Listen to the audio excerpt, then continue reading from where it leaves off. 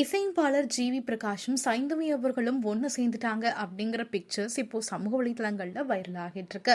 காரணம் என்ன அப்படின்னா, இவங்க ரெண்டு பேரும் சேர்ந்து தீபாவளி செலிப்ரேட் பண்ணிக்கிற பிக்சர்ஸும் அண்ட் அதில் அவங்களுடைய குழந்தை அன்வி ரொம்ப ஹாப்பியா இருக்கிறதும் வைரல் ஆகிட்டு இருக்கு.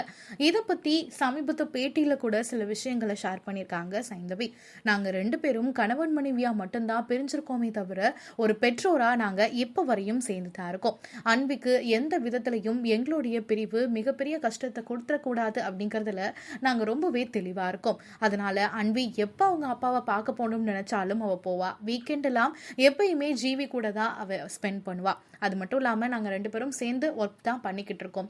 சேர்ந்து ஒர்க் பண்றப்போ நிறைய பேர் கேள்விகளும் கேட்கறாங்க. நாங்க ரெண்டு பேரும் கணவன் மனைவி அப்படிங்கிற உறவுல மட்டும்தான் பிரிஞ்சிருக்கோமே தவிர எங்களுடைய நட்பு இப்போ வரையும் தொடர்ந்துட்டு தான் இருக்கு.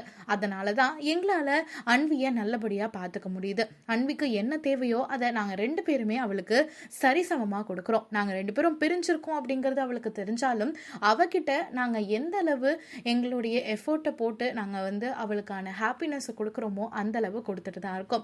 வெளியிலேருந்து பாக்குறவங்க நிறைய கேள்விகள் கேட்பாங்க, நிறைய அட்வைஸ் கொடுப்பாங்க. ஆனா அந்த ரிலேஷன்ஷிப்ல இருக்கக்கூடிய நமக்கு தான் தெரியும் எது நல்லது எது கெட்டதுன்னு. சோ அன்வியை நாங்க பத்திரமா தான் பாத்துக்கிறோம் அப்படிங்கிற மாதிரி சொல்லியிருக்காங்க. சைந்தவி பத்தி உங்களுடைய கருத்து என்ன அப்படிங்கறத மறக்காம சொல்லுங்க.